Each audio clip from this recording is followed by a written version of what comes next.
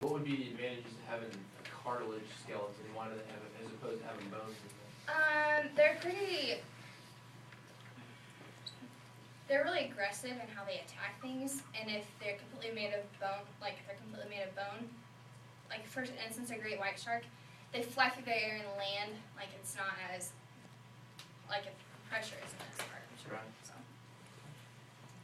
ready to move on to the next part? Okay. That's pretty gross. Okay. Switch these up.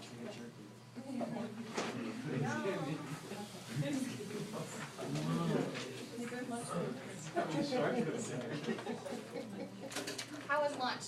Not a good question. I have a strong stomach, so If you guys can go ahead and pass this around. At the end of this, you guys can come up and touch the shark on the outside and come get a better look at it. But this is what the skin actually feels like. Sandpaper.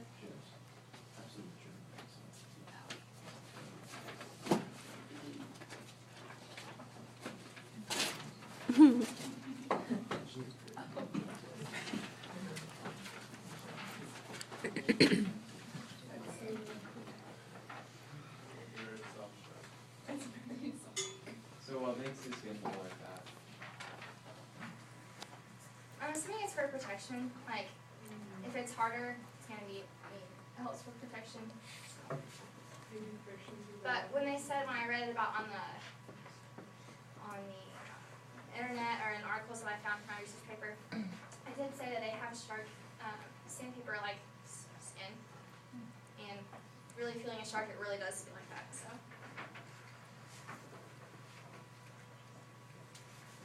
The dongle didn't go into that one, so I just moved okay. your flash drive Okay. over to this since we know it's talking to the.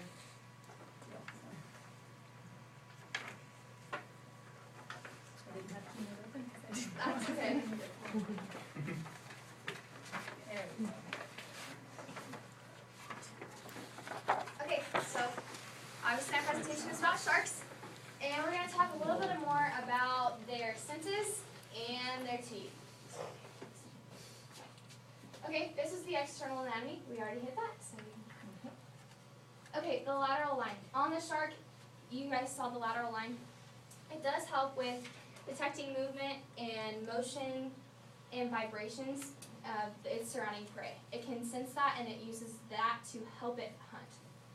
So, like, especially when hunting big schools of fish like that, if they feel the vibrations, they can go and attack it. Okay, and this was the little dots that you guys can really see. They use the electromagnetic field to help find and pick up on the prey and move towards it. Okay, so we're gonna do a little activity really quick. Okay, so I need a shark and a fish. Don't be shy. Okay, shark, fish. Okay. You let's do the shark. Okay, you got it. Okay, you're gonna come over here. Okay, Luke, you're going to be the fish, and you're going to go over by that corner of this. Okay, and I need 6 people. 1, 2, 3, 4, 5, 6. Okay, in the corner. Yeah, I'm sorry. It's okay. I'm going to balloon. Don't pop him yet.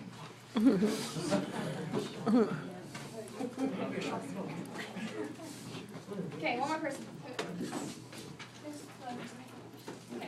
Okay, you're going to come over here and stand up. Okay, here's your shark. So you're going to kind of build like a circle around, not like a circle, but you're going to like come here, kind of build like a round pin. Like, but you guys can be in different rows, so if you go throughout the Okay. So as Luke is moving, you have to face Luke, sorry. Face Luke.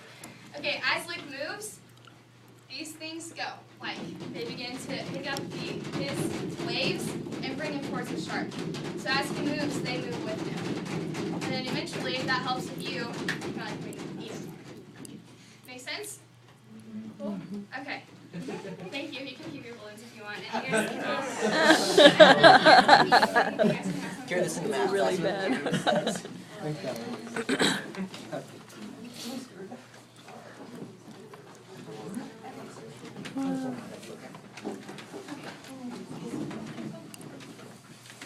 we already talked about the internal anatomy, but there's kind of a side view of what we were looking at. Okay, and the teeth.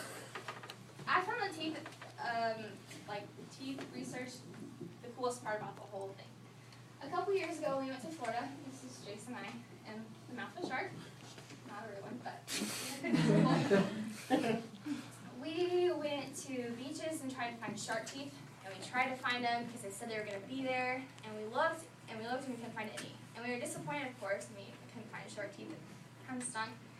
And so then we go to a souvenir shop a couple miles down the road, and they asked us if we had found any teeth. And we said, no, we couldn't find any, like, there weren't any there. And they're like, oh, you've got to be kidding, they're everywhere. And we're like, no, they're not. Like, we did not find any. Like, they said, well, what were you looking for? You know, shark teeth. White, big shark teeth. They said, oh, no. They're black or dark gray when they come out of their mouth because they're mostly cartilage. And so, like, have you seen sand dollars? When you pick a sand dollar up from the ocean, what color is it?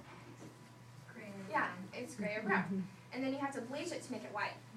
And we didn't know that at the time. So then knowing that, we realized, oh, silly us, they were everywhere. And depending on what kind of shark it is, just depends on what kind of teeth they have. Thanks. A nurse shark they grind their teeth, and so do zebra sharks. So they eat different food than what a great white shark would eat. And their teeth are formed different than what their teeth are. Like most of them, when you think of big shark teeth, you think of big, huge, great white teeth. But really, they're all different. Great white sharks have big, huge teeth. They look like snake knives because they take big, huge bites out of their prey. So, makes sense. A bull shark depends on its speed and its aggressiveness for its food. And its teeth are smaller than that of a great white, but they kind of resemble each other. They're really aggressive, and bull sharks do attack people. They are most of the time the most fatal attacks as well. And a whale shark is the polar opposite of this one, which is kind of why I put them on the same page. Because whale sharks are kind of like a whale. They're the biggest shark, and they don't do anything to people. They eat mostly krill and small fish, as you can see. He doesn't look too big and scary. And his teeth kind of feel like this headband. I'm probably not going to wear this again after you all touch it. But they kind of feel like that. Okay, another thing that I found really interesting was the relationship between sharks and people. We have given sharks a really bad rep from all the movies that we've all seen, and from TV shows, and from stories and this that we've heard. Also, the use of Photoshop has been a killer for the sharks. That isn't real. Like, there's no way that sharks can attack humans off a helicopter. If someone comes into your home that you don't know, a complete stranger, what are you going to do? Like, what's your first instinct? Like, crap, there's someone in my house, like, something's wrong. Like, so that's just what they do. We are completely foreign to them, and like this picture, if you swim in my breakfast bowl, you might just become breakfast. If you swim in my house, like, I don't know you. We kill off millions of sharks every year, way more than they attack us. There is a higher rate or higher chance of getting stung by a bee and falling dead than there is being attacked by a shark. And in this picture, I know you can't really see it, but it's a picture from Jaws, and is that what we really look like? Well, it shouldn't be. You have made sharks out to be terrible. And really, they're scary. They're intense, they're aggressive, and don't play around. But we shouldn't kill off millions of them every year. It shouldn't be that way. Okay, are there any questions? Your shark. Can you explain to us how you got a shark into the classroom? Okay, about a week before this presentation, I thought that it would be neat to dissect a shark for my presentation, or for part of it. And so I talked to Miss Whistler. She's been a great help through this whole thing, and I really appreciate it. But she gave me resources and gave me a website and a phone number to call. And I called the she gave me, or the company that she gave me, and they said, sure, we can have a shark for you, just go order it online. It will be here in a couple days. And so I called and ordered, and there it came. What's been the biggest part of the stretch in your learning from the whole project? We're in Kansas. There's nothing. There isn't a beach outside. There aren't really any things to go and look at. So finding someone to talk to and learn about sharks was difficult for me. But we did eventually find someone in Wichita, and she was a great help. And also dissecting this for the first time in front of you. It was a little rough, but it's okay.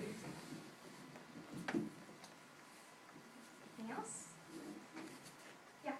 What was your favorite part of this whole experience? This is probably my favorite part actually, because I actually have to see the inside, and it's really awesome for me. I was really nervous to see, and I was really excited. It's completely different, and the best part for me has been, I mean, typically, I was kind of one of those people too, like sharks are scary, they're evil, they're out to attack people, and I went through this that they're not. Anything else? Okay, you guys can come get candy if you want. I know it kind of smells bad, but it still tastes good. There are sharks that you can look at, this shark, and you guys can come look at this shark again if you want to. So, thank you.